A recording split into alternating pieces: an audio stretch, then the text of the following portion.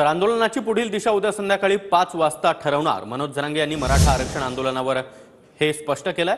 तर सरकारसोबत चर्चेसाठी आमची दारं सदैव खुली असल्याचं देखील मनोज जरांगे यांनी म्हटलंय। पण दारं बंद केली तर पुन्हा दारं उघडणार नाही असा इशारा देखील मनोज जरांगे यांनी सरकारला दिलाय। सांगितलंय काय सांगायचं आता बार बार का तेच सांगत बसू। एक तर माझ्या तोंडातून पोटातून आवाज निघत नाही। आता राजेसाहेब कशासाठी येलेत, भेटायला येले का चर्चा करायला येते त्याच्यावर सुद्धा अवलंबून आहे। खूप काही किचकट गोष्टी आहेत, कशासाठी यायलेत काय विषय। त्यामुळे मी आधीच कसं सांगू पुढची दिशा आंदोलनाची काय। पुढची दिशा मी उद्या 5 वाजता सांगेन, अशी जर टोलाटोली झाली तर। तुमची भूमिका सकारात्मक आहे चर्चेसाठी। आम्ही तर दारं उघडे ठेवले तर आणि आमच्याच राहणार आहेत, पण बंद केले तर मग नाही करणार।